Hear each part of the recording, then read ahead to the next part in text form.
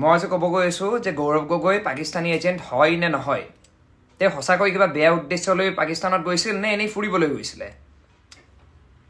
কি ভাবিছে মই এইটোৰ ওপৰতে কথা ক'ব গৈ আছোঁ? আচলতে নহয়, মই এই বিষয়টোৰ ওপৰত কথা কৈ থকা নাই, বা মই নাভাবোঁ যে মই উপযুক্ত মানুহ হয়, ব্যক্তি হয় এই বিষয়টোৰ ওপৰত কথা পাতিবৰ কাৰণে। কিন্তু মই যিটো বিষয়ৰ ওপৰত আজি কথা পাতিব গৈ আছোঁ, মই ভাবোঁ যে এইটো খুবেই এক গুৰুত্বপূৰ্ণ বিষয়। আৰু মই ভাবোঁ যে এজ এ ষ্টুডেণ্ট এই বিষয়টোৰ ওপৰত কথা পাতিব লাগে আমি, বা পতাটো উচিত। সেয়েহে মই বিচাৰোঁ যে এই ভিডিঅ'টো যেন গৈ পেলাই আমাৰ মাননীয় মুখ্যমন্ত্ৰী ডক্টৰ হিমন্ত বিশ্ব শৰ্মা দেৱৰ ওচৰত গৈ পাই ভিডিঅ'টো, আৰু তেওঁ যেন বিধিগতভাৱে বা যথোপযুক্ত বা গুৰুত্বপূৰ্ণ পদক্ষেপ লয় এই বিষয়টোৰ ওপৰত। আৰু এই বিষয়টোৱে হৈছে ষ্টুডেণ্ট লাইফ, ছাত্ৰ ছাত্ৰীসকল, গুৱাহাটীত পঢ়িবলৈ অহা ছাত্ৰ ছাত্ৰীসকল, আৰু গুৱাহাটীৰ PG আৰু ভাড়াঘৰ। আমি জানো যে মই কটন বিশ্ববিদ্যালয়ৰ এগৰাকী স্নাতকোত্তৰ চতুৰ্থ ষান্মাসিকৰ এগৰাকী ছাত্ৰ, আৰু যোৱা 7টা বছৰে মই কটনতে পঢ়ি আছোঁ।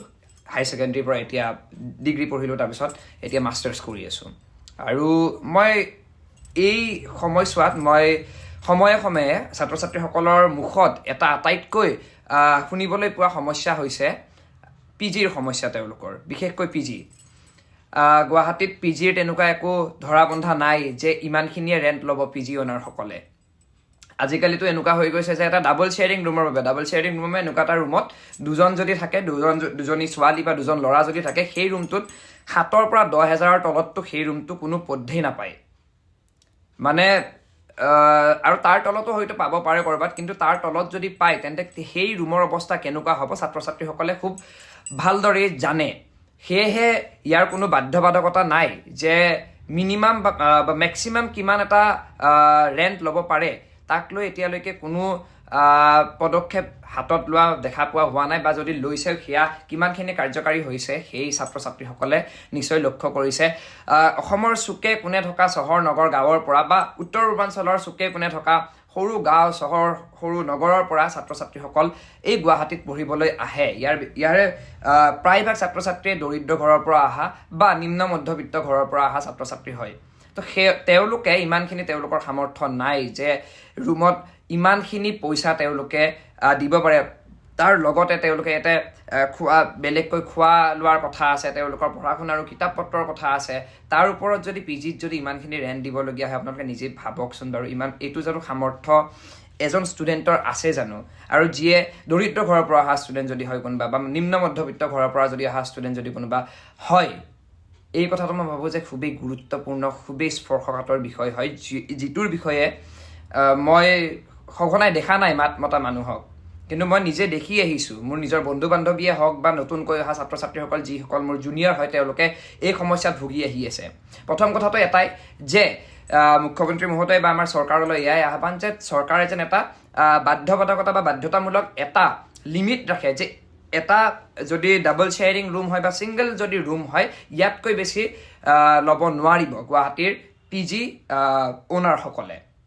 দ্বিতীয় কথাটো হ'ল যে মোৰ কথাটো হ'ল চৰকাৰে এইটো বস্তু বাধ্যতামূলক কৰিব লাগে যে মাহিলী এবাৰ বা দুবাৰকৈ খাদ্য পৰীক্ষা কৰিবলৈ যাব লাগে গুৱাহাটীৰ PGসমূহত। তেওঁলোকেতো কয় যে এনেইতো 6 দিনমান নন ভেজেই দিম বুলি কয়, এদিন বাৰু ভেজ দিম, 6 দিন নন ভেজ, কিন্তু কি অৱস্থাত দিয়ে, দালি নে সেয়া পানী, সেইটো কথা ছাত্ৰ ছাত্ৰীসকলে জানে। আৰু ছাত্ৰ ছাত্ৰীসকলক খুবেই দুখ লাগে যেতিয়া মোৰ বিশেষকৈ জুনিয়ৰসকলে যেতিয়া নতুনকৈ অহা ছাত্ৰ ছাত্ৰীসকলক যেতিয়া দেখা পাওঁ, যেতিয়া কয় যে মোৰ এই পেটটো বেয়া হৈ মই PGত খাব নোৱাৰোঁ, মই লাগিলে বাহিৰতেই খাম কিবাকৈ হ'লেও, মোৰ পইচা নাই যদিও কিবাকৈ মিলাই পেলাই, কাৰণ PGত গৈ পেলাই ইমান বেয়া খানা মই নোৱাৰিম তাতে খাবৰ কাৰণে। খুবেই বেয়া লাগে এইটো কথা, কাৰণ ইমানখিনি পইচা দি এনেকুৱা যদি সৰু ঘৰৰ যদি এজন যদি ছাত্ৰ ছাত্ৰী আহি পেলাই যদি এনেকুৱা ধৰণৰ অৱস্থাত যদি গুৱাহাটীত যদি থাকিবলগীয়া হৈছে, আমিতো মানুহ হয়, জীৱ জন্তুটো কোনো বেলেগটো জন্তু নহয়।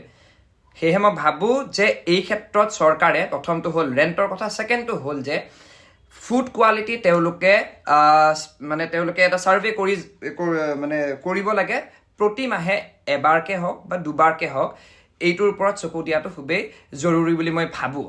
আৰু তাৰ সমান্তৰালভাৱে মই ভাড়াঘৰৰ কথাটো এইকাৰণে কৈছোঁ, কাৰণ এটা দেখিবলৈ পোৱা যায় সঘনাই যে সচৰাচৰ ছাত্ৰ ছাত্ৰীসকলক গুৱাহাটীৰ ভাড়াঘৰৰ মালিকসকলে ছাত্ৰ ছাত্ৰীসকলক ৰুম দিব অলপ টান পায়, নিবিচাৰে মানে। তেওঁলোকে বিচাৰে যে এমপ্লয়িত যদি কোনোবা এজন আহে, তেওঁলোকৰো বাৰু নিজৰ বাৰু সেইটো তেওঁলোকৰো হয়তো কিছু ক্ষেত্ৰত প্ৰব্লেম হ'ব পাৰে যে মানে এনেকৈ ভাবিব পাৰে যে মানে ষ্টুডেণ্ট এটাক কেনেকৈনো দিব যদি মাহৰ শেষত যদি ভাড়াটো সোধোতে যদি তেওঁলোকে যদি, কাৰণ ষ্টুডেণ্টক বেছি জোৰ দিবৰ কাৰণে বেয়াও লাগে, তেওঁলোকৰতো নিজৰতো চেলাৰী নাই, নিজেতো তেওঁলোকে ইনকাম নকৰে, তো কেনেদৰে দিব? তো সেই ক্ষেত্ৰত তেওঁলোকক ষ্টুডেণ্টক দিব অলপ টান পায়। আৰু তাৰপিছত যিটো ভাড়া শুনাই তেওঁলোকে, সেই ভাড়াটো মানে একেবাৰে চকু কপালত উঠি যোৱা, সেইখিনি সামৰ্থ্য এজন ষ্টুডেণ্টৰ নাথাকেই। সেয়ে মই ভাবোঁ যে চৰকাৰে এই ক্ষেত্ৰতো অলপমান চালি জাৰি চাব লাগে। সেয়েহে মোৰ প্ৰথম কথা এইটোৱে, মই এতিয়া গৌৰৱ গগৈ পাকিস্তানী এজেণ্ট হয় নে নহয় বা বৰ্তমান কি ৰাজনৈতিক প্ৰেক্ষাপটত কি চলি আছে সেই কথা মই ক'ব নাযাওঁ, কিন্তু এজ এ ষ্টুডেণ্ট মই এগৰাকী ছাত্ৰ হিচাপে মই ভাবোঁ যে এইটো কথাত চৰকাৰে অলপমান চালি জাৰি চোৱাটো উচিত, গুৰুত্বপূৰ্ণ পদক্ষেপ যেন গ্ৰহণ কৰে আৰু ছাত্ৰ ছাত্ৰীসকলক যেন অকণমান হ'লেও সকাহ প্ৰদান কৰে, মই সেয়াই অনুৰোধ জনাম।